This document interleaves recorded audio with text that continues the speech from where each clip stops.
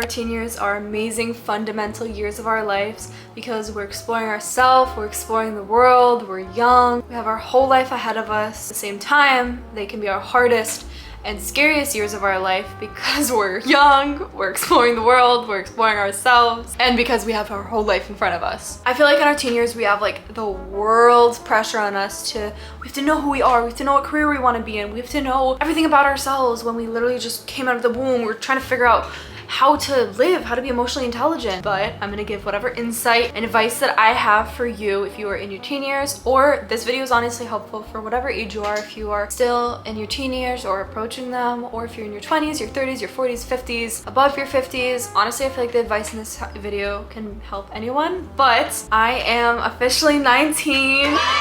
I turned 19 like a week and a half ago, and it feels crazy to say that this is my last year being a teenager. I need to make the most of it. I can't believe I'm going into my 20s next year. I don't want to rush it. I want to enjoy this next year so much. But it's crazy. I feel like I literally just turned 17, and then I literally just turned 18 like yesterday. So to say that I'm 19 now is just absolutely crazy. Even though I feel like I'm 19, I'm old, whatever. At the same time, I'm only 19. It's crazy. At the same time as that, I feel like I've lived 1,010,000 lifetimes. So I'm gonna give whatever advice, whatever. Sorry, I see someone walking outside my window. I'm a little distracted. Also, do we like the new setup today, guys? I'm here because I'm not filming at night. I'm filming in the day. The lighting is trash, by the way.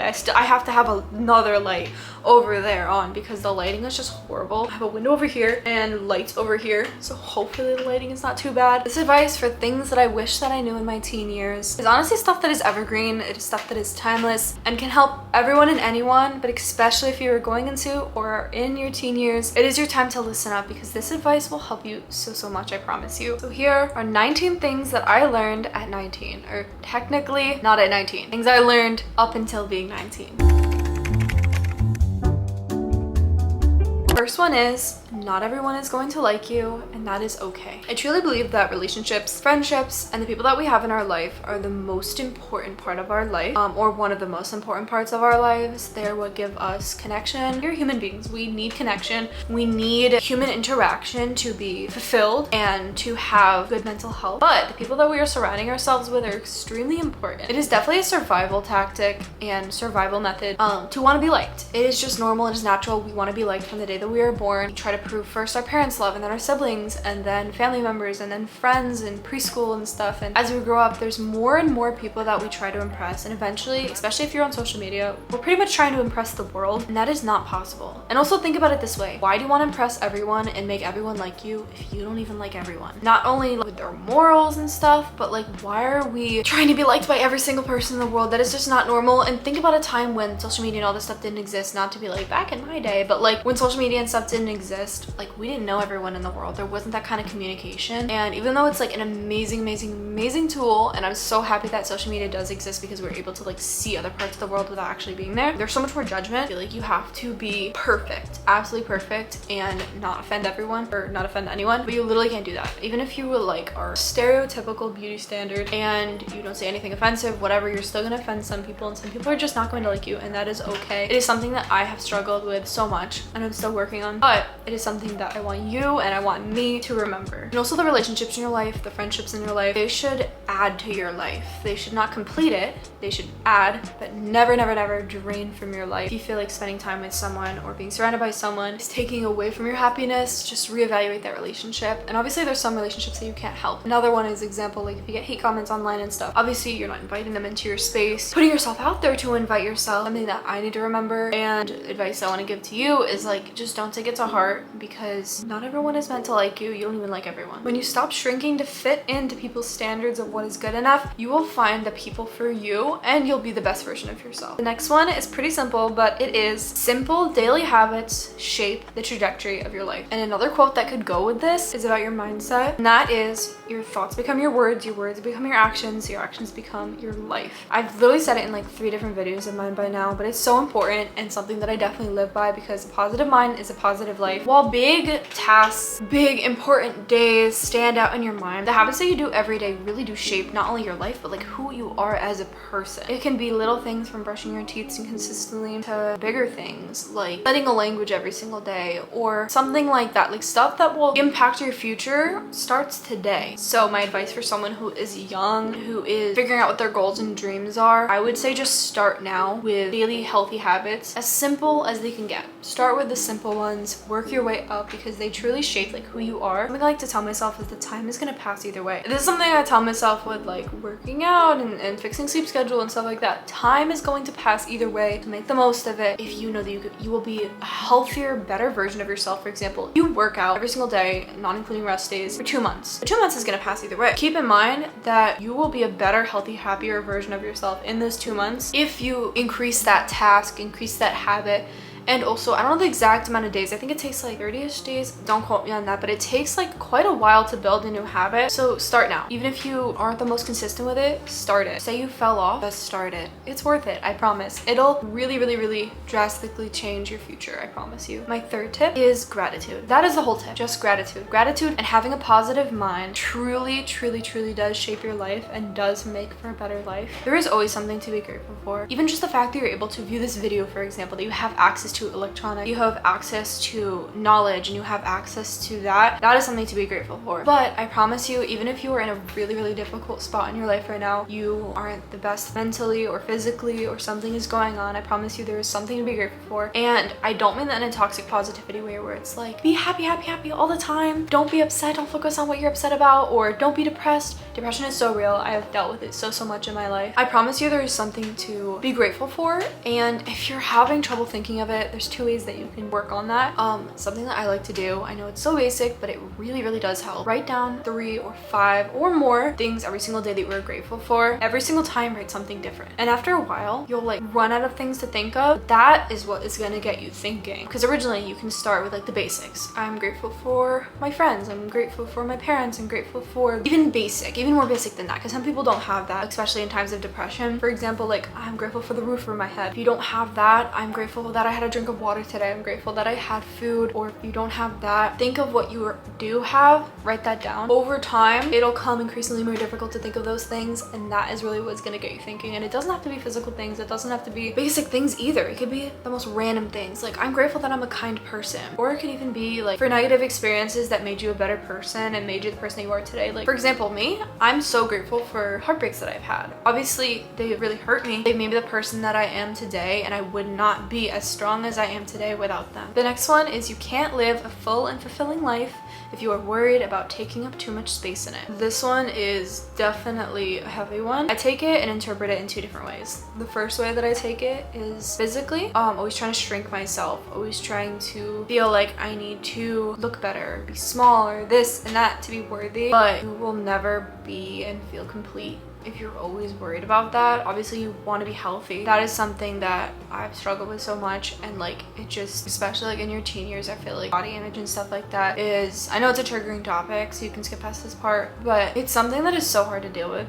And you're surrounded by so many people that might have EDs, are also worried about taking up too much space, and you take their advice. Just know that you'll never truly be happy with yourself if you're worried about that. You'll not be able to live a full and fulfilling life if you're worried about that. And that's something I'm definitely still working on myself. The second way that I take this is by thinking like emotionally. I feel like if you're always trying to make yourself smaller emotionally, trying to be not too much, or if people say that you are not enough, you're trying to shrink to someone's box. Like I said before, you're never gonna find your people and you're never gonna be yourself. So it's very important to be authentic. The next one is whatever doesn't grow rots. This applies to friendships, relationships, the goals in your life, and just improving yourself in general. Truly, I believe that the discomfort of growth is so much more worth it than the discomfort of staying stuck in the same place forever. And when I first heard this quote, I didn't even interpret it that way. I interpret it in the way of how it was, I guess, intended. Like when I heard it, it was intended kind of to say, for example, when a friendship ends, sometimes it's not like a horrible betrayal. Sometimes it truly just is two people are on a similar or the same level. One person grows, one person rots, or one person gets lower or just stays the same or whatever, or just does not improve. Whatever does not grow rots. You need to, growing in your life, keep trying to be a better version of yourself. And if you see that a friendship or relationship is just not working anymore, and it might have been the most amazing friendship or relationship at one point, which it usually is, those are the ones that hurt the most, it's just because they weren't improving themselves, or maybe you weren't improving yourself, and that's something that you need to work on. But no matter what does not grow rots. The next one is you have time. In our society, there is such a scarcity mindset with time because, you know, time is currency. Time is, while it's at abundance, it feels so finite. It feels so limited, and it feels like everyone is reaching and grasping for our attention at all times. Even with social media, for example, every single reel and TikTok and video that we are watching, even this video, for example, it is trying to reach and grasp your attention. There is truly a war over our attention through social media, and even just like with the relationships in our life. It is so important to make time for what is important to you, but also to realize that if you're watching this in your teen years, I'm talking to you, you're only a teenager. I know it feels like you have the world on your back, you need to have everything figured out right now, but you have time, I promise you. And this is something that I need to realize as well, because sometimes I feel like, oh my gosh, I'm getting so old, like I don't have any time left. You need to understand your life is this long and you're only here. Like, you still have all this life. And I know that that can seem so scary, but it also can seem so exciting. Like, think about all the dreams and amazing goals and passions that you can fulfill in that timeline. And also for people who are watching that are older, your life does not stop in your 30s. I don't know who the hell came up with that. I mean, I guess society. Like, this is something that even scares people my age, but like, why is everyone so scared to grow up and scared to be like in their 30s and their 40s and their 50s? Like, those, honestly, like from what I've heard that the 30s are your best years of your life. You're more put together, you're more financially independent, you have maybe a family, or you're traveling the world, have a steady job, and also you've already went through all the bull crap of your teens in your 20s. But even if you are like 14, 15 watching this, you have time, I promise you. You will figure it out. And also, don't feel bad if you don't have your life completely together right now, or if you're not like working full time or whatever. Like, you need to understand that you are still figuring your crap out. Like, if you don't have a driver's license or whatever, like, it'll fall into place. I promise you, you have time. Next one is everyone is focused on their own life. Focus on yours and live life for yours. It is so important that we live our life focus on how it feels rather than how it looks. And this can be really difficult with things like social media or whatever, but not even just with social media. Even like, for example, if you're in a big friend, you feel so lonely, not included, they don't even feel like they care if you live or die. It might look good from the outside, who cares if you're not happy? Literally, like, everyone is living their own life, and we're a fleeting thought to them. There's some people who are an everyday thought for them,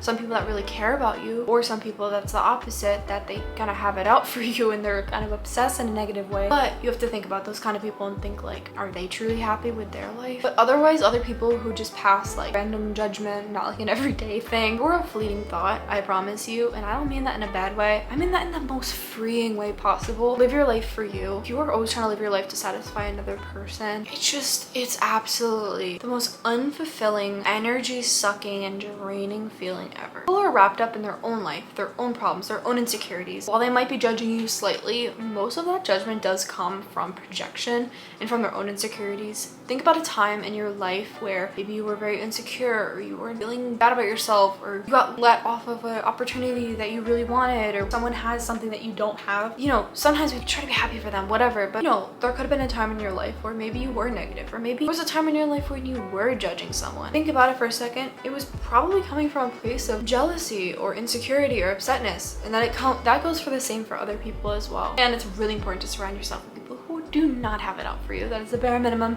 It's important to surround yourself with people who are excited for your achievements and who truly just want the best for you. The next tip is enjoy being single. Letting go of the feeling that you need someone romantically in your life to be complete. Letting go of that is just so freeing, because you really don't. Your person will come. Like, if that's what you want, your person will come. If that's not what you want, then that's not what you want. You know, if that's not what you're focused on right now, then that's amazing. But I feel like a lot of the times, especially in our teen years, everyone's starting to date, everyone's starting to learn about their romantic side of yourself, whatever, learning how to be close with someone romantically. There's so much pressure and there should not be. Everyone moves at their own pace. And also, even like this goes for your 20s or 30s, if you are single and you want to be in a relationship but you are single, just know that this is a time in your life when you are meant to be single. Don't push something that is not meant to be pushed, whether it's pushing to meet people or pushing something with someone who is not giving that love and attention, reciprocating it back to you, because you deserve someone who will fully love and accept you. And even when you do get into a romantic relationship, just note that they're supposed to add to your life and not complete it, and obviously not drain from it. Oh my gosh. And also another good way to look at this is that being single is not like a waiting room. It's not like a let me just like stay here for a little bit until I can finally be happy once I'm in a relationship.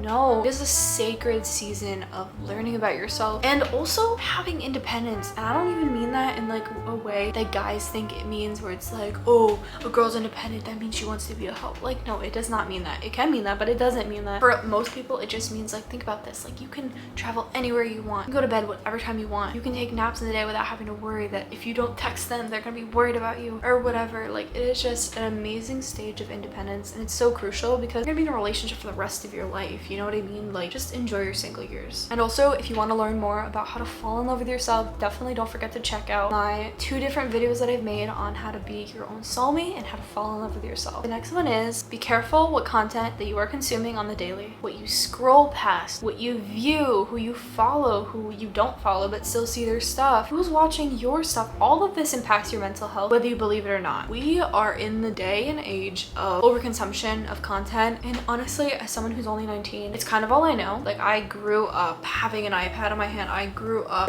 watching 30 different videos about 30 different topics in the time span of 2 minutes. Our brains can't even properly comprehend that, and I'm so used to it that it feels so normal. But just be careful of what you're consuming. And also, if following someone or watching someone's page is making you feel worse about yourself, just unfollow. It's not worth it. I promise you. What you watch, what you view, it becomes who you are. It becomes your inner voice in your head. It becomes how you view the world. So the content that you consume is really important. Make sure to protect your peace with this. Kind of look at your feed as feed. Like, it's like a mental diet. What you consume mentally it's kind of like what you eat. If you take in a bunch of crap, you're gonna feel like crap. So if you take in a bunch of crap, you're gonna feel like crap. And you're gonna think crappy thoughts about yourself, about your life, about your world, whether that means curating what you're consuming so that you can still consume what you're consuming, but just more positive stuff, or adding more positive stuff, or taking away it as a whole, whether it's less time on social media or giving yourself a complete break for a few days, few weeks, whatever it has to be. Really important, and really important for our mental health. And also for our dopamine receptors as well. I feel like that's something I've been trying to heal recently. It is so important to get natural dopamine from food, from sunlight, from people, from real rest. You know, I feel like a lot of time we're thinking, okay, I'm gonna take a quick rest, let me go on social media. But like, that's not like real true rest. We're being like so overstimulated all the time that even when we're trying to go to sleep, like our mind is still racing, and that is not what we were intended to have as humans. So make sure to consume content that uplifts you, makes you feel more positive, inspires you to be a better version of yourself instead of inspiring doubt and triggering comparison, unhealthy comparison, because obviously it's always good to look up to someone and to want to be the better version of yourself. Next one is, wherever attention goes, energy flows. I love how this one sounds. It's so cutesy. Like I was saying before with the habits, whatever you're putting energy into, you're gonna see a return. You know, it might be slow, it might be not what you've expected, it might even be a negative return, but you're gonna see a return. So put in that effort. The things that you're thinking about consistently, the things that you're focusing on, that also shapes your life. If you want your life to be more happy and positive and exciting, try to put more energy there and try to fuel it so that you can give it some momentum and ignite it, and it'll happen, I promise. The next one is, blocking people and setting boundaries is not starting drama. This is a little bit of a controversial one, but I've had so many different conversations with friends and with ex-partners, whatever, where, you know, you try to set a boundary, or, you know, you end up blocking someone and then they're thinking that it's drama, or maybe another person is like, oh, I don't want to block this person even though they've hurt me, it's drama. It's not, I promise you. It is setting a boundary, and setting boundaries is so important. It's something that I have drastically improved on, honestly within the past year, but I guess like past 2 years I've really improved on. It takes time, especially in your early teen years, to be able to set boundaries, not be as much of a people pleaser, but it's really crucial and important. And also, social media wise, it's your platform, your page, it's your phone. Block whoever the hell you want. If they're not adding to your life, if they're draining, if they're taking your energy, if they're making you feel worse about yourself, take them out of your phone, take them out of your life. It's truly not worth it. And also, it's not starting drama. If they think it's starting drama, maybe something else was drama, but you trying to set a boundary, it's the opposite. You're not feeding into their energy like they want you to. They want you to feed into their energy, to their negativity, make them feel better about themselves, make them feel like they're being the bigger person. They don't deserve your time. They don't deserve your energy. Don't give it to them. Move on, block, and be done with it. The next one I love so much. I live every single day by this. I think it's so fun, and it is: people don't laugh at your dreams. You are not dreaming big enough. You should dream so big that you scare small-minded people. You should dream so big that your younger self is so proud, and your younger self, if you could talk to them, you would be like, oh my gosh, what do you mean you just traveled the world? What do you mean you just got your dream career? You know what I mean? And sometimes our dreams, they don't make sense to other people. They don't need to make sense to other people. They're not meant to make sense to other people. They're only meant to make sense to you. Do what brings you the most joy, what fulfills you the most. Your dreams, the reason that they're gonna scare other people is because they know that they could never pursue that, because it takes the courage and it takes not people pleasing to be able to pursue it. Surround yourself with other people who have similar interests as you, similar passions, who are as open-minded, who want to do these things so that they don't seem as crazy, and so you have someone to do them with. Next one is keep your heart pure and don't let other people's toxicity and negativity harden your heart. It is a cruel world out there, and it is so easy to let negativity, hurtful people make you turn into a bad person, make you turn into a scorned, hardened, and cold person. I've definitely went through phases of my life where that has happened, and where I've let go of the softness in my heart, where I've kind of changed myself to fit how society wants us to be emotionally, meaning cold, not fully there, not emotionally intelligent, not open to love and new connections. But how about think about it like this: you didn't go through those negative experiences, the worst version of yourself. Think about it like those are the people that you don't want to be like. Those are the people that you know you want to be less like, and try to just be the opposite of them instead of letting her insecure selves make you be more like them, because the world needs more people like you. More loving, kind, passionate, sensitive people. You are so worthy as you are. I promise you. Next one is very similar, but anything that costs your peace is too expensive. I will always live by this. It is so important to protect your peace. Kind of goes along with everything else that I'm saying, but whatever it is, whether it's your environment or the people that you're spending time with, which is your environment, but you know what I mean, anything that is costing your peace is just far too expensive and is really not worth it. The next thing for you to keep in mind is authenticity is the highest frequency. Being authentic scares fake people. Not only scares them, but scares them away and makes them look into their insecurities and look more into themselves. But also, being authentic is truly how you can live the best life. And being authentic is so crucial. Authenticity is what gives you life, what gives you excitement, what gives you purpose, and will help you to find like-minded people as well. So don't ever feel like you need to be less than you are just to be worthy, because being your true authentic self is just the best feeling in the world. The next advice that I would give to someone in their teen years that I have learned throughout mine is save, save, save. And also just be smart with your money in general. A few different things that you could do for this is you can get a job early. I got my first job when I was 16. I was about to turn 17. And so many jobs you can do starting out with no experience. It can be a little bit hard. Just like practice interviewing first with a friend or a parent or something. But I promise you it'll help you in the long run, especially if you are about to go into college and you've never had a job. Get something part-time. It's definitely worth it, and you're gonna need the money. And it's also never too early to start saving up, just for a car or for your education or just for like daily things.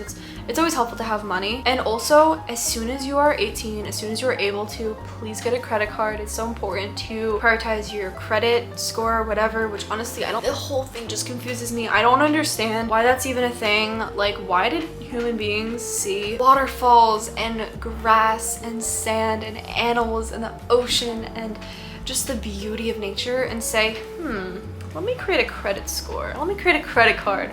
Let me create taxes. Whoever did that, I hope you're rotting in hell. I'm kidding. But like, on a serious note, what the hell is wrong with you? Like, genuinely. But that's the world that we're living in. That's the society that we're living in. So use it to your advantage. And the best way to use it to your advantage is by getting a good credit score. You need a credit score to get an apartment, to get a car, to get an education if you're paying for that, to get loans, whatever you need money for. Just in general, credit scores are super important. So don't spend more that you have, and get a credit card as soon as you're able to. Next advice that I have for you is never apologize for being too sensitive or being too much. The ocean never had to apologize for its depth. Such a beautiful metaphor to nature and to its depth and to its beauty. Honestly, it's like being your true authentic self. If it scares people, they're not your people. Being deep, being emotionally intelligent, it is so beautiful. Some people are scared of it. Some people think it's a weakness, think that you talk about your feelings too much. Honestly, in my opinion, it can be your biggest strength. It can be what makes you change the world. It can be what makes you who you are. It makes you such a beautiful, kind-hearted person. Never let go of that for someone. They don't know how to dive into your waters of being an ocean. That's a horrible metaphor, but if they don't know how to deal with such depth, such emotional intelligence, then it sucks for them, but it's just not your person. The next tip that I have for you is kind of more catered towards finding your life purpose, finding your North Star, finding what career path you want to go down. And that is very simple. What brings you joy? What lights you up? In your teen years, everyone expects you to have your whole life planned out. Everyone expects you to know what career you want to do, exactly what major you want to go to, if you want to go to college in the first place. Everyone's like, you turn 14 and suddenly everyone's like, okay, let's get ready for college. Let's get ready for this. Let's get ready for that. And it's like, hey, I just learned how to write cursive. I just get out of 2nd grade. What do you mean I have to have my whole life planned out? One way that I did that and one way that I planned out my future is figure out what I'm passionate about. For example, think about the things that light you up in life. Think about the things that when you think about them, you literally want to do a backflip because of how excited you are. Some of those things for me are traveling the world, aesthetics. I love being in hotels. I love dressing up, beach. I love cities. I love being with people that I love and friends and family. I love animals. I love helping people. All that kind of stuff. Those are like vague ones, but that led me to the career choice that I want to do. It led me to want to study hospitality and tourism. It led me to get my aesthetics license.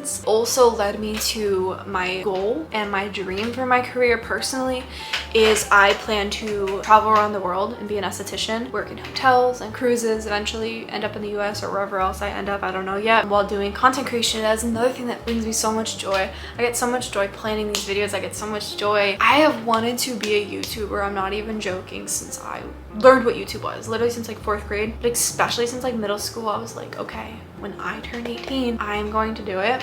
And that's exactly what I did. I actually did it at 17, but same thing. Either way, I'm so excited that I'm following these passions, and you should too. Everyone has different ones. If you are passionate about helping people, passionate about medicine, passionate about something like that, then maybe being a doctor or a nurse is the best option for you. Whatever it is, art, architecture, construction, helping young kids and education, whatever it is that lights you up, follow that path, because it's like you're living to work in the society. No. You should work to live, but also enjoy what you're doing for work. You know what I mean? Use your joy as your compass. What brings you the most energy, what lights you up the best. You can always pivot. You can always reimagine and change your career. I mean, sometimes it's a little late, but like, you know, you kind of can. Obviously, some things do take a lot of money, like education and stuff does take a lot of time.